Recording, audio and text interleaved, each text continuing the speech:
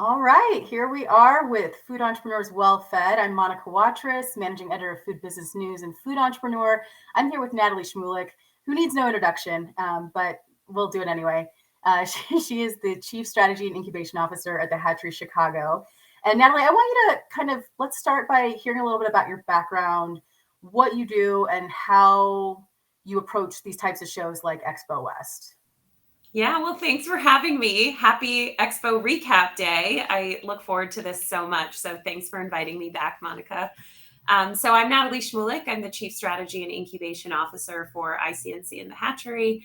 I have been in the food industry, honestly, my whole life. Started in food service, managed restaurants, owned and operated my own restaurant, worked in the franchise space. I did consumer education for grocery stores.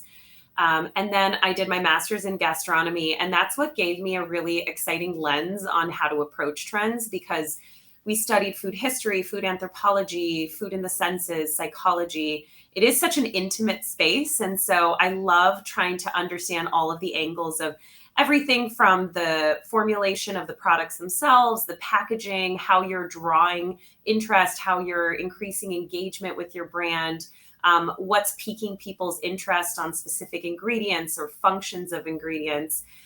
So I always love going into the shows, utilizing kind of all of those different aspects and getting a sense of, is this a short-term trend? Is this a novelty item? Is this something that's lasting?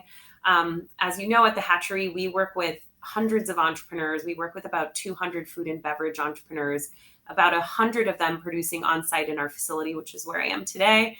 So we have a 67,000 square foot facility on the west side of Chicago, where we not only support all local entrepreneurs throughout Chicago, but we especially focus on west side entrepreneurs so that we can propel diversity, equity, and inclusion within this industry, which is a very important topic that we've seen start to get more and more attention, which is really exciting because we are seeing all these great entrepreneurs from different backgrounds showcase innovation. And we saw a lot of that at the show, which I'm excited to share more about those items. So anybody who wants to learn more about the Hatchery, feel free to visit our website, thehatcherychicago.org. We've got lots of open events. We've got a great networking event next week in honor of International Women's Business Day. So lots of fun things happening here at the Hatchery, and we see so many innovative, unique concepts. We had some of our members exhibiting there. Emily from Lil Bucks. We had Think Jerky over there. We had graduates like Cushy Croutons who were exhibiting for the first time. So we're just so happy and excited for the brands that we've helped support, but just so many great brands overall at Expo. Amazing. So as we sort of hinted at, we're here today to talk about the trends and brands that we saw at Natural Products Expo West, which I think a lot of people refer to as the Super Bowl of snacks or the Coachella of the natural products industry. It's a scene. And I think that there were about 65,000 people who attended and more than 3,000 exhibiting companies. So it was really, I think it's been viewed as a launch pad for innovation. We see a lot of early stage brands there. I think I saw something about like the first time exhibitor count was around 900. Wow. So that's insane and amazing. So food entrepreneurship is alive and well. And so why don't we get into it? What were what would you say was like the biggest trend that stood out to you on the show floor? Oh my goodness, there was so much. And a lot of it, again, there were some that are more kind of fleeting, interesting items, but there are some things that I think have a lasting impact. And I'd say in terms of just the amount of innovation and reformulation of products, I think gummies kind of took the win. I have never seen so many gummies in, traditional gummy formats, different. There was a mochi gummy launched at the show that was really interesting. There was also different gummy being used as different vessels. So there's just better for you gummies. We had just talked about Simply, which everyone knows is the gum brand. They launched their gummies, and there was a lot that were focusing on those sour notes. And I do love sour candies. And this is just such a clean label product, but tasted really, really good. Very nice fruit chews. Actually, one of our members, Red Belly Honey, she launched a new line. She actually had a line of gummies that were made, of course, with honey. And the honey is really interesting because it's bees that are consuming hemp. So there's naturally infused CBD, which is really unique product. But then she also launched at the show CBD free gummies, and they were so good. And it's a honey base, but everything had all these additional ingredients. There's adaptogens in it. There's turmeric in it. There's all kinds of functional benefits. And I was laughing because I tried a bunch. I think there was, this one is TikTok, Mary Ruth's. I think everyone has seen on TikTok right now. But then there's all these other gummies that are vitamins and the chocolate vitamins. And I was like, this could be dangerous because if I eat a whole, they taste really good. And I was thinking, I want to keep eating it, but that can also be pretty dangerous if you're over consuming vitamins and minerals. But I did think it was interesting to just see, it seemed like there was a lot of stigma around candy. And now I think we're getting back to, no, there's ways that you can indulge and enjoy your candies and have them be clean label and they taste good and you still feel good about eating them. I think one of the biggest claims I saw on a lot of these gummies and chewy candies at the show was plant-based, which traditionally a lot of these products are made with animal gelatin. And so I saw a lot of products that were touting pectin and vegan. So that was really interesting to me. And then also, I mean, just in terms of like, you talked about cleaner ingredients, but a few brands are really positioned around low sugar and keto friendly. Like Oomph is one of those, I believe. I can't remember what the sweetener is, but they were there. I know there was that company Project 7, they've rebranded, and was it the Joyride? Is that what it is now? I think so. They were there. I probably should have done this research before we started. But yeah, and then there are a couple of brands that were looking to expand into the US. Healthy Hippo, which is a Canadian brand, is really, really good. And then I'm going to say it wrong, possibly Katie's. It's like KATJE''S. Oh, I don't know if I tried that one. I'm gonna have They to. They were amazing. They were so delicious. Good. Yeah, that was definitely a highlight. Did you get to try Calif's new gummies? I did. Well, so I tried those last year because that was Lisa was like doing the big unveil last year. And I've since become a big fan. I buy them at Whole Foods now. They're so good. They're so good. And that's one of those that she assured me you can eat the whole bag and it will be fine. That's good. Some of us want to eat the whole bag. Some of us can't stop at 2, So I appreciate any like vitamin or supplement that masquerades as candy is super dangerous. Like it is. No self-control. Yeah, I agree. So candy, that was a big one. We were talking about some of the other trends before we went live. What like in the beverages category, there were so many functional beverages. Yeah, tons. And then mushrooms continue to be just top of mind. So, lion's mane and turkey's tail and reishi just incorporated in everything.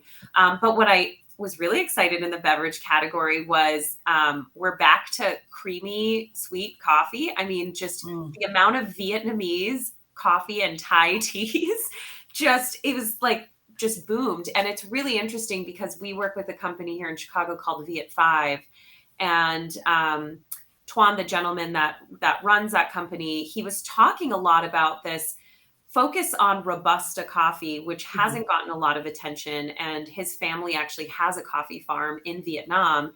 And it was just really interesting to see where you had the traditional Vietnamese coffee, condensed milk, full dairy, full sugar. Then you had alternatives as well, which tasted great. And then it also lined up there was this company I thought was interesting. Pockets did a Vietnamese coffee covered chocolate nut. And I was like, that's very fun. I love that brand. I'm friends with the founders. They're wonderful people. And that's such a great product. It is. Yeah. So I think just really interesting to see, again, Vietnamese coffee, Thai teas. I think Natalie's juice also launched.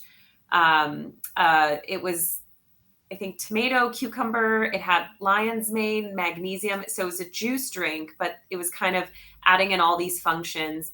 And we're still seeing a lot of the focus too on packaging, talking about mood boosting beverages.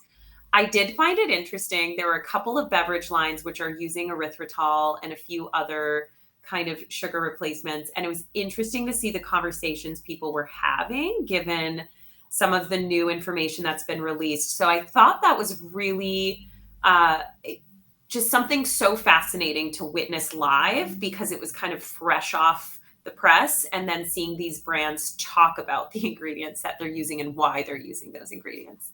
What were people generally saying about, like, if they are using erythritol, what were they saying about it?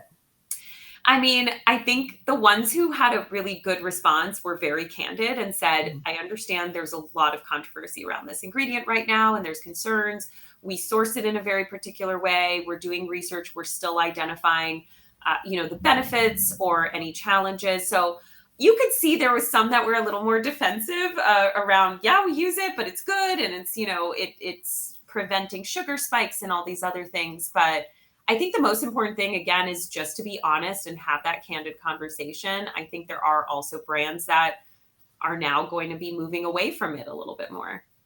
Yeah, that's really interesting because the timing of that study being released Yeah, days before Expo, and so many brands there using that ingredient. so many. Yeah, So I wondered how that was going to shake out. Yeah, I mean the beverages, there were a lot of like clean energy. That was one of yeah, the things that I saw a lot of, and like the ingredient that keeps popping up at me was L-theanine, which we yeah. know is a compound in green tea. It's meant to sort of, I guess, stabilize or kind of take the jitter out of the caffeine experience, or neutralize it. Um, yeah, I saw a lot of beverages with L-theanine. Did you have any favorite beverages that you tried?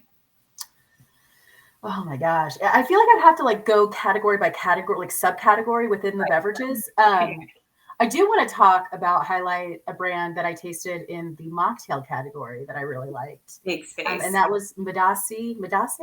It was brand new, debuted at the show. And they do hemp infused canned mocktails. Yeah. And there were two flavor profiles. There's a Moscow Mule and a margarita, and they were like so premium and complex tasting and just really delicious. And just like the can was so sophisticated, like it just looked like Yeah. something really upscale, and it was just really, really balanced and delicious. So that was one of the standouts for me. Yeah, theirs was so good. There were a lot of really, to your point, complex, sophisticated mocktails, a significant amount, which is exciting to see because I don't drink alcohol. So for me, I'm always looking for kind of fun. I'm a big shrubs fan. So Mm-hmm. I love all the shrubs categories, that vinegary flavor. But yeah, so many really came out strong at this show with beautiful packaging, recipes for how to use their, and again, it was kind of botanicals and elixirs and Mm-hmm. all of these just really, Social tonics. yeah. Yeah, yeah. I always Did you love try? the messaging. It's always fun. Right. Did you try Mocktail Club? I did. Yeah. Yeah, that's one I really like, and they use shrubs, I think, in 3 of the 4 SKUs. So Really it good. has like that really nice acidic sort of balance to it. Yeah. I love that stuff. I think they do a really good job. And I also like Hella Bitters. They always, Hmm. I find their stuff is just, again, very complex. And I think that was, also a big theme of the show is we're going back to taste. It Hmm. felt last year a lot of just plant-based, plant-based, plant-based. And this show was, okay, we took a step back to make sure what we're delivering on is taste first. And that it felt that way. There were a few brand gluten-free as well. I thought there was a gluten-free pizza company that really did a great, it was like a Neapolitan style pizza. I think Talia tasted really good, and I would have never known that it was gluten free. It was fantastic. And then I think we were also just talking about the plant based. There was plant based seafood, Hmm. conscious. I mean, amazing. Omni was a big hit, very popular at the show as well with their plant based bao buns and spring rolls, but everything tasted good, which I was excited about. Yeah, one of my favorite brands that I almost missed because they were kind of in that weird like area between the arena and Hall A Yeah. was Jinka. They Yes. do like a tuna, like a Yeah. plant-based tuna style spread, and I know they You also had had. calamari, right? They did, but I didn't get to try it. They didn't have any at the time, Good. but the tuna blew my mind. It was so delicious. And it tastes, sometimes I'm not as big of a fan of the alternatives, But my goodness, there were some alternatives that I honestly thought I was eating the real thing. And that was one of the brands. Their calamari, I thought was really great. Their tuna, it tasted, all of those flavors. I don't know how they do it, but my gosh, it was so good. And yeah, I really enjoyed eating their stuff, and conscious the fact that they have the onigiri, just really nice. And I think the great thing is that entrepreneurs are starting to understand more about how to use safe, honest ingredients as the right vessel. Because yeah, if you're going to cover it in a layer of, rice or dough or whatever it is, it's probably going to taste good. And so if you formulate it the right way, it will work. It will really drive. And it's not necessarily about somebody who's looking for an alternative. It's just, I want to buy it because it tastes good. Yeah, absolutely. I to your point about like the sushi and some of these other applications that we haven't seen before, because forever it was a lot of burgers and grounds, and now we're seeing some kind of next level plant-based applications. There was a lot on the dairy alternative side as well. I saw so many cream cheese alternatives. Oh my gosh. Did you try the Oatly chive cream cheese? I didn't try that. So good. I was blown away. And you're right. Tons of alternative cream cheese. That was really good. There was also in the tent, chia caviar. There was yeah. And it worked. It was kind of nice. I didn't expect it. It matched the texture. It did its job. Tasted great. Yeah. And Tanya, I don't know if you could see her comment. Standout for me was Climax Foods' incredible plant-based blue cheese with a Z and brie. Did you get to try Climax Foods? I missed that. I missed that one too, but thank you, Tanya. We're gonna have to try it now. Yeah. I'm trying to think. There were also some really good frozen desserts that were non-dairy and tasted no different than ice cream.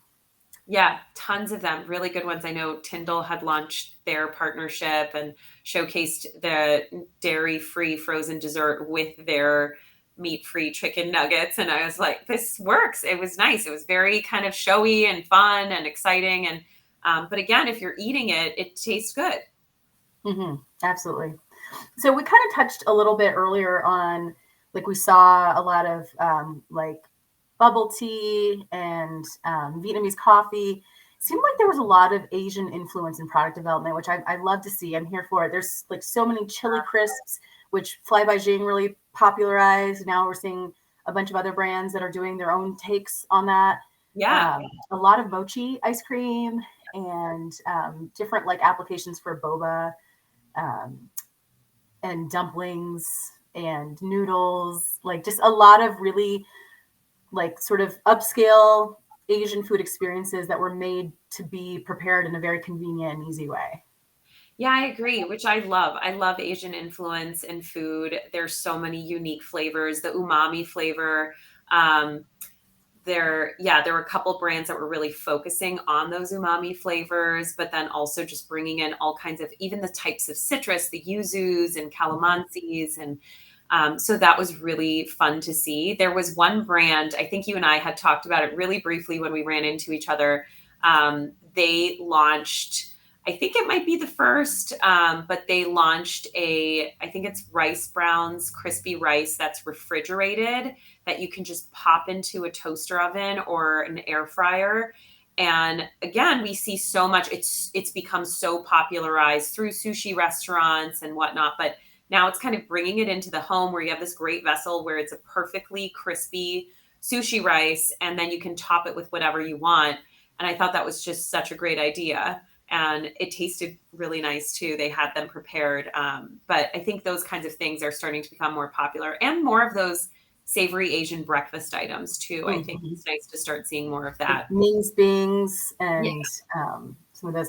Yeah. And then also like some of these flavors, making their way into maybe unexpected applications like red bean and black sesame and matcha. And, to call out Pockets Chocolates, which formerly was Pocket Latte.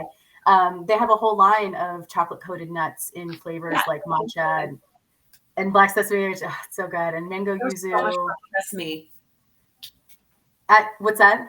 There was so much black sesame. Oh, I have yes. not seen that much black sesame flavor. I like it. I Mhm. still think it's a bit of an acquired taste, but there was a lot of that as a flavor profile. I love that flavor. Me So, okay, too. speaking of flavors, that's a good segue for talking about some of the trending flavors at the show. I saw so much truffle. I think we talked about that after like the summer fancy food show last year, but like truffle everywhere. Was that was that also apparent to you?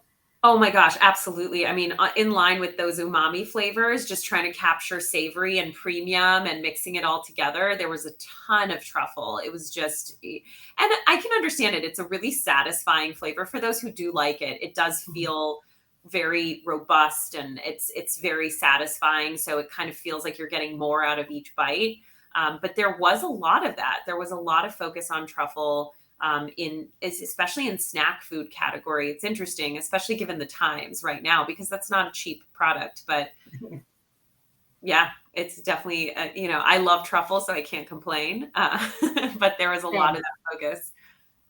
Yeah. Were there any other flavors that kind of stood out to you as popping up a lot this year?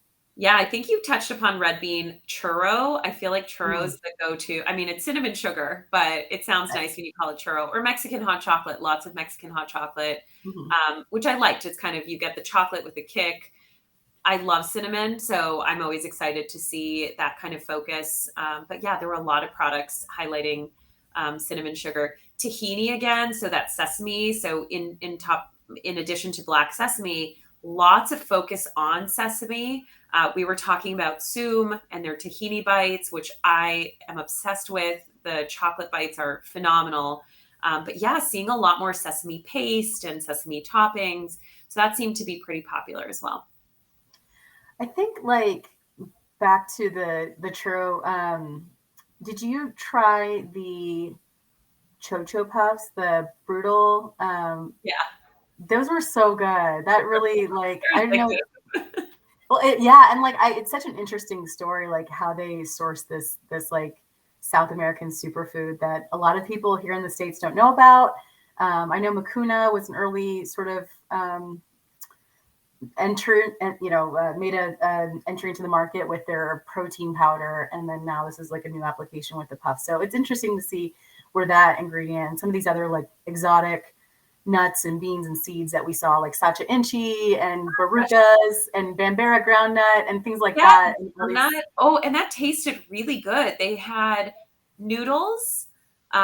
Is it What If Foods? I oh, think what if foods? Oh yeah, no, I was like, I loved them. Yeah, I've got my yeah. label. Yes, that one. The noodles were so good. The milk alternative was really good. Had no Crazy. idea. Really, really interesting.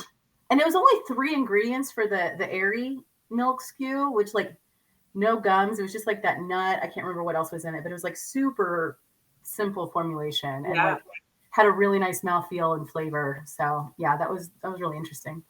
Yeah, I loved those. And I think with some of those ingredients too, I think regenerative was another kind of highlight in terms of Mhm. trends. Regenerative, both on plant based, but also this kind of resurgence of real dairy, real meat, just in a, created in a humane way that people can still enjoy. And there were a few brands that I actually really appreciated, and I thought that they did a good job with their messaging. And then the taste was great. There was Rome free range bison bites that are regenerative, Force of Nature beef hot dog that was Mhm. regenerative.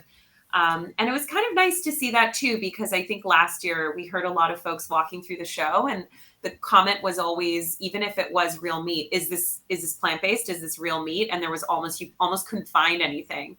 And this year, I think people are relieved. There isn't as much of a stigma around. I still like my dairy. I still like my beef.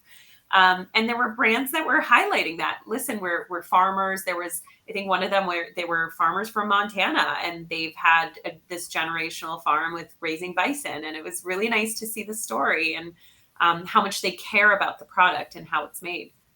Mhm. Yeah, I feel like we're going to see more and more brands that use the regenerative organic certified Yeah, seal. I think, I mean, it's still really kind of slow or early, I should say, not slow, but only a handful of brands I've seen at this point. One of them was in the organic tent, Wild Orchard Tea Company. Yeah. They Yeah. have a really nice regenerative story. And that was one of the earlier ROC brands that I'd seen. So I'm You're looking forward right. to seeing more of that.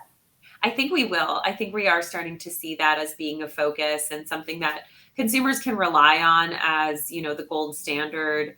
So it's nice to see that. And it's nice to see, again, that environmental focus, that it is still something that is top of mind for a lot of these entrepreneurs. And I want to do good with my brand. And so it's nice to be able to see that front and center.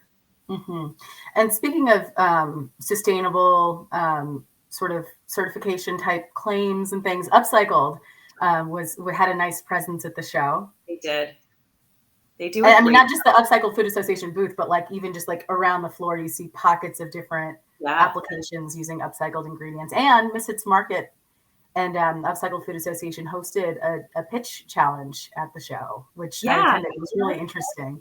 There was like there's like a banana milk that was like made with ugly bananas. It was so good. Yeah, it tastes really good. It's shocking how good those taste. But yeah, Upcycled Food Association has done a really great job. I mean, and what they've accomplished in such a short period of time is very impressive. And, you know, the education as well around what does upcycled mean? How do you use upcycled ingredients? Supporting entrepreneurs that want to start to incorporate upcycled ingredients into their products. There were some really great examples. And right now we're also seeing that Moonshot was acquired. I mean, there's a lot of that, you know, for a while there, you're kind of testing the waters and not really sure, is this moving the needle? Is this making a difference? Is there interest here? And I think that is also going to help accelerate the interest around that space even further.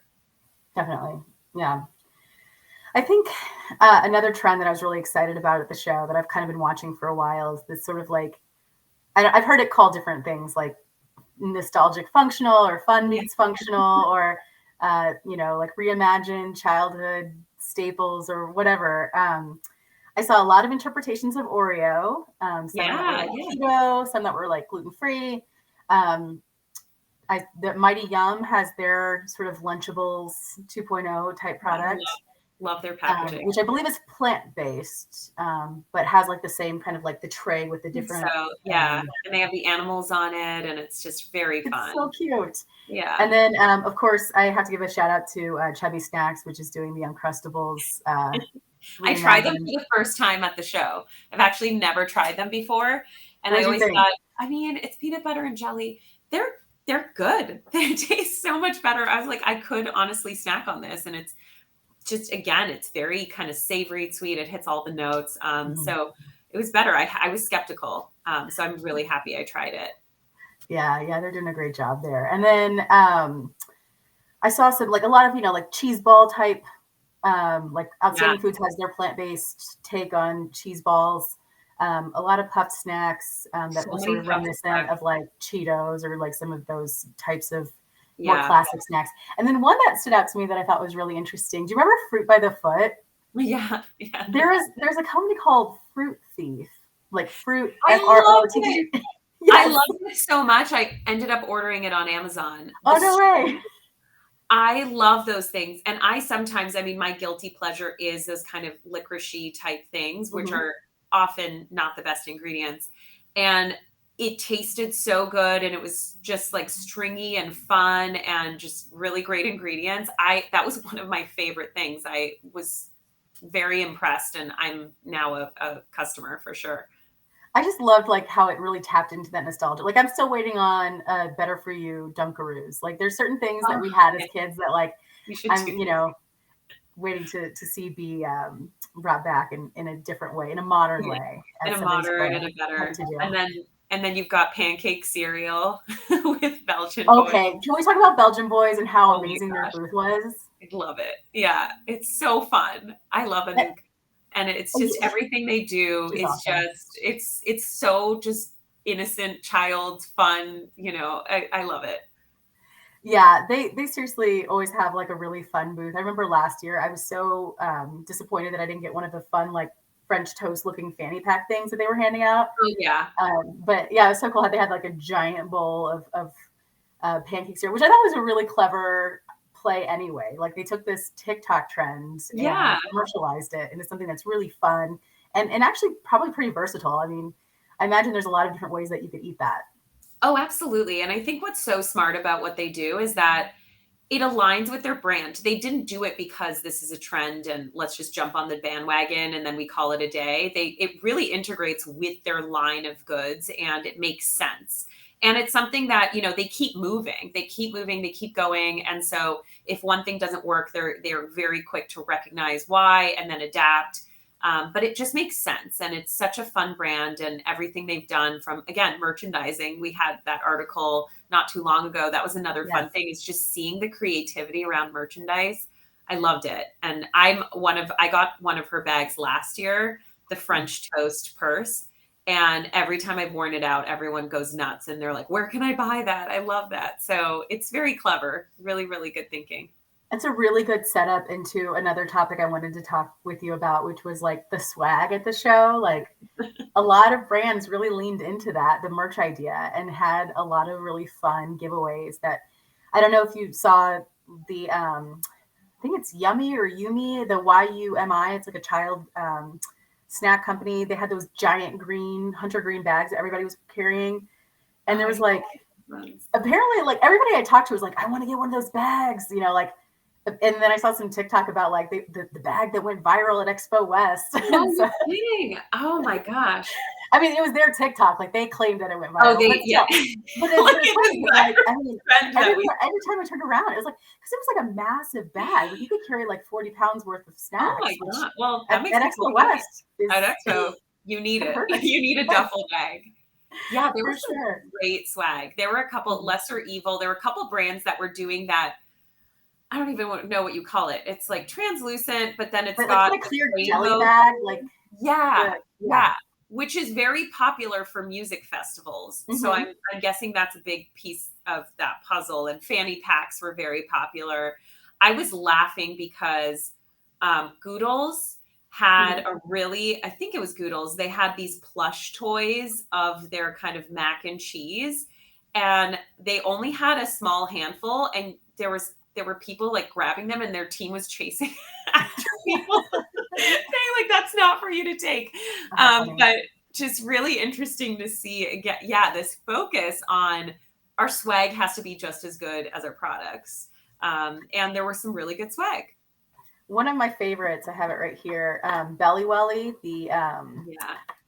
the I guess digestive health snack brand. You could say they had these like fun little friendship bracelets that were like I love like that. I mean, so one of them says IBS Hottie and one says Belly Bestie. And I thought that was such a cute touch. Like a lot of these brands really leaned into this like whole millennial nostalgia, like kind of 90s vibe. Like Swoon had that Barbie collaboration, Yes. which was fun. A lot of pink at the show overall, which I've heard that from everyone. Everyone was like pink everywhere, which great. I mean, I'm here if it for it. draws, I'm for it. Yeah. And a lot of even with the correlation, there was a lot of focus on, women owned and stepping into the femininity of things, which I really appreciated. I think there was this, hey, let's just be honest. Let's be who we are. Let's focus on our efforts on supporting women. I love seeing that and that just being able to be your true self and as loud and as vibrant and as pink as you want it to be, go for it. Speaking of women, I thought that was kind of interesting. I saw several products positioned around menopause support, Yes. and that was something that was new to me. I hadn't seen that before.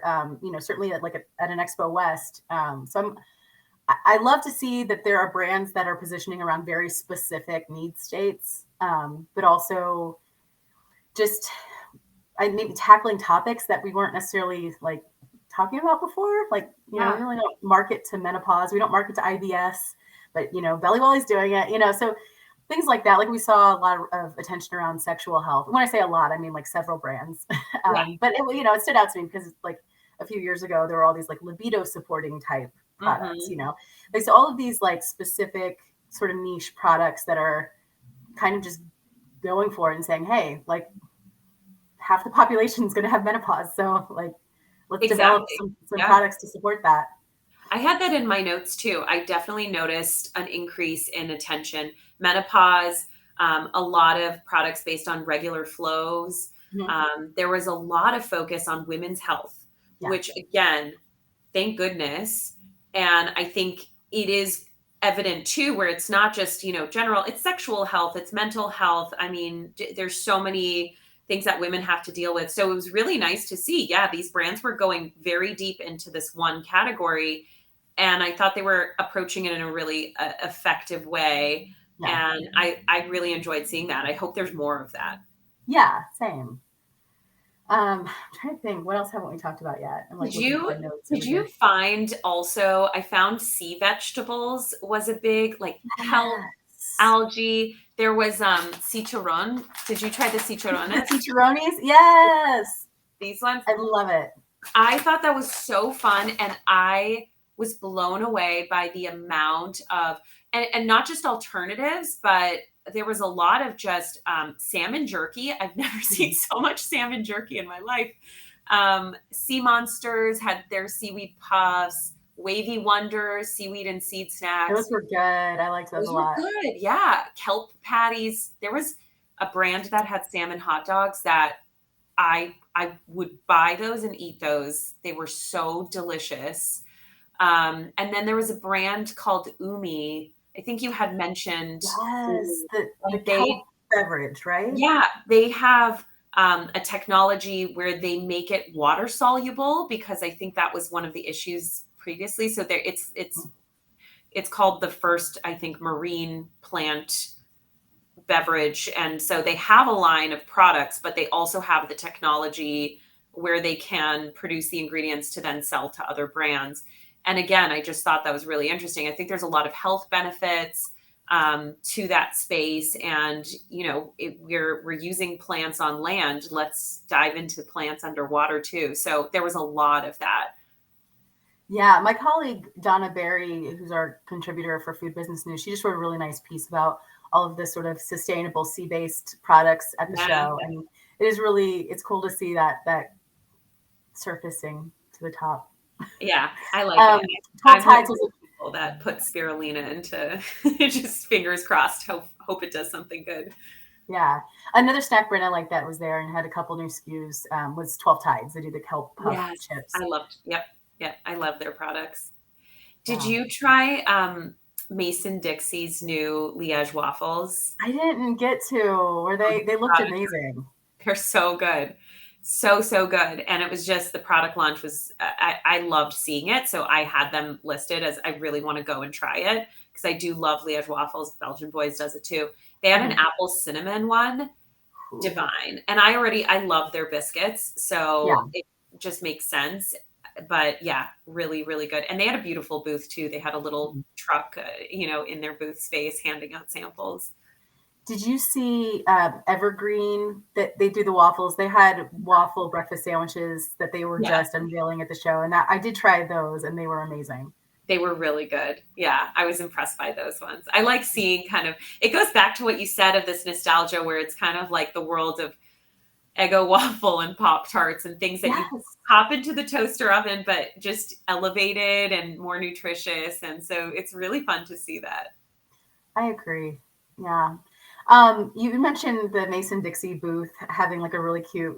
So like, I don't know what. There are a few booths that really stood out to me as like, oh, that's a really great way to bring people to your booth. Did you go to the Bad Tea Company booth with the big smash? Like, they had like this big. I don't even know how you describe it. It's this contraption where you can smash plates and like like No, china. I wish I It knew. was Probably needed so it. cool. It was actually very satisfying. It's so Um, satisfying. I'm all about that, yeah, it was especially like the amount of stress that you can accumulate at those shows. absolutely. But it was like a really cute booth anyway. So Bad Tea Company, they used to be Chatty Matcha, I think is the name of the Okay. company. They just rebranded.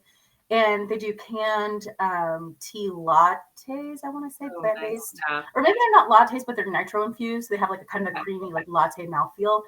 And then there was like a chai that was really good, a matcha, and then a yuzu something. Mm, But yeah. yeah, they like their booth was super cute because they had like that wallpaper, like almost like kind of home style, like tea Oh my party. I don't even know how to describe it. Like I don't know design God.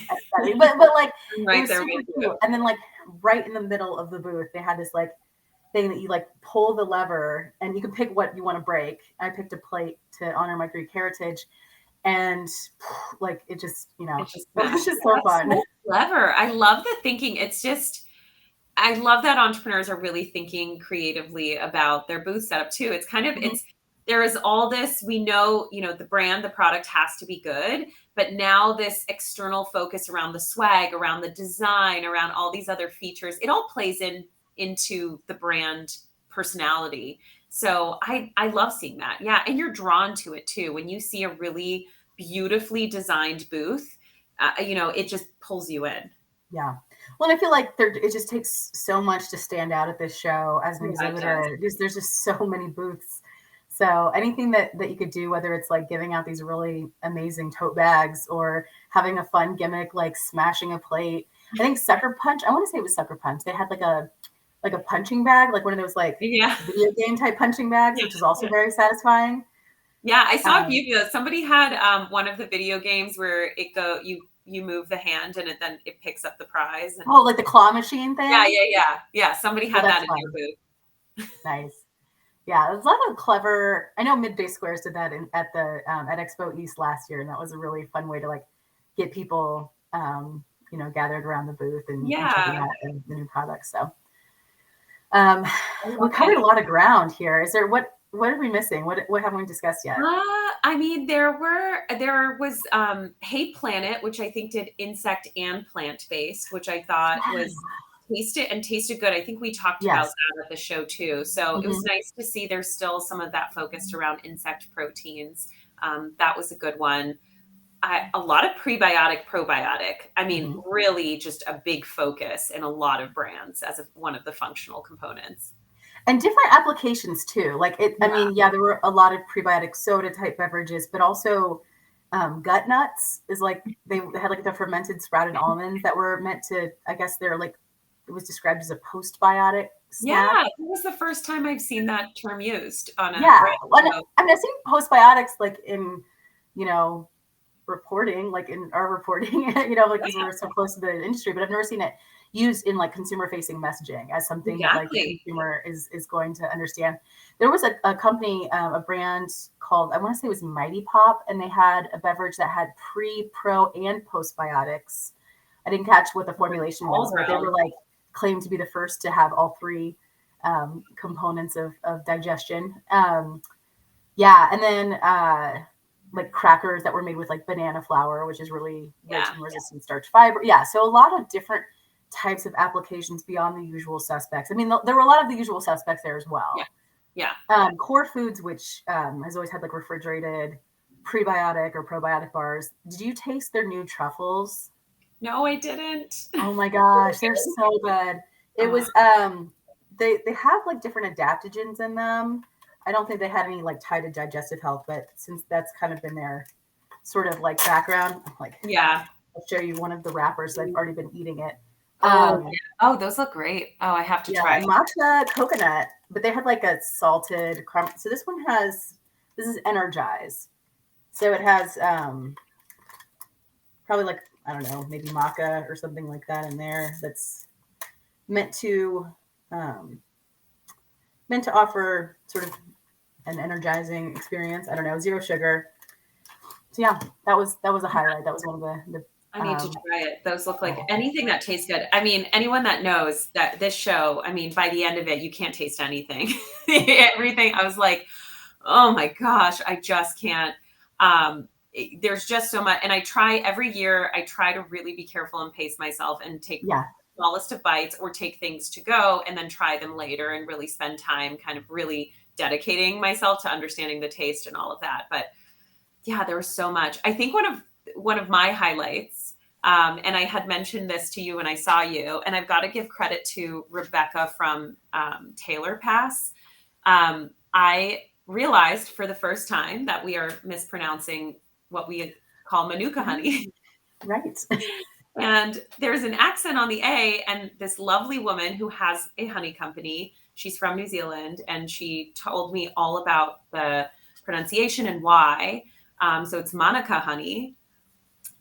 So an homage to you, Monica. Yes. But It was named after me. Did you know that? after you, which means you need to consume more of it. Right. We all do. Yeah, we all do. And I love it because I think it was about 3 years ago, I was talking a lot more about how honey is really starting to gain, more spotlight, and pandemic and a focus on immunity. Honey became, I think it doubled. Consumption of honey doubled in the US Wow. during the pandemic, and it's continuing to increase. But now we're understanding all these properties of it. Again, not just as a natural sweetener, but for allergies, very common to have bee pollen and honeycomb. But Manuka honey in particular has antimicrobial benefits. And I was given a whole lesson on kind of the numbers and what you should look out for and what that means in terms of potency and where the bees come from. I I thought it was fascinating. And now I'm trying to remind myself to say Manuka honey because it was the indigenous population in New Zealand. So I just loved that. I always love learning new things. And that was something that I had no idea. I lived in Australia. I've been to New Zealand and I had no idea. And so now just learning a lot more about that space. And again, we're seeing it in so many different products too, where you're starting to see more in beverages and snacks and bars, lots of honey. Yes. I think that that's like kind of the next darling sweetener. I see it in a lot of things. And I think as people kind of move away from some of these high intensity sweeteners like erythritol or, things that like are, or like even polarizing to taste. Cause I think a lot of people still aren't sure what they feel, like a lot of people claim they don't like stevia. Maybe they haven't had like a good, they haven't tasted a good stevia, but, seeing a lot of things that are sweetened with dates and honey and agave and like coconut sugar. A lot of that was pretty abundant at the show. Yeah, going back to the natural stuff. There was this brand, I thought this was really fun, Honey Nectar. They are doing these honey sticks and and it's prebiotic, probiotic, raw honey, and it's also got this one has turmeric, lion's mane. This one has elderberry, ashwagandha. So also kind of fun just seeing a lot of these ideas merge together. In some cases, there were some brands where I felt like it was too much. I felt like it was just the classified ad syndrome of you're doing everything. But a few of them, I think, really clever, and it took a clever approach to, again, hey, we want to give you as many benefits as possible and putting the right application to it. So it's been fun to see that. Yeah. So I'm curious how, like, when you go to these shows, because you live in Chicago, so you're packing a suit. I mean, do you bring an extra suitcase just to like have full of samples to take home, or how do you bring home so many samples? I don't take an extra luggage. I've been tempted. I can get an automatic checked in luggage. I try to avoid it to prevent myself from because I also try to be very careful. I know that you do this as well, Monica, is that, a lot of these are startup brands where, they're focusing on, they want to get in front of the buyers, they want to get in front of press. And so you can see at the end, sometimes it definitely starts to feel as though everybody's just trying to grab food from you. And then you don't even get to know who they are, what they're all about. So I always try to be very intentional about talking to them, taking photos, trying to learn about the brand as well. But I guess my trick is I don't pack a lot of clothes. You can wear a black t-shirt and yoga pants every day at the show and you're fine. It's for and you can go do yoga in the morning. Yes, exactly. So, do a quick workout, go to the show. And then I don't pack a lot with me. So most of my luggage on the way back is samples. And I am that person where I'll also have kind of one of the tote bags filled with samples as well on the carry-on. But it becomes tricky, and I try to pick and choose. And that's the goal is I want to prevent myself from over grabbing samples and getting too excited. But just pack light. How about you? What do you do? That's a good tip. No, I definitely didn't pack light. I'm a person who likes to have a lot of different clothing options.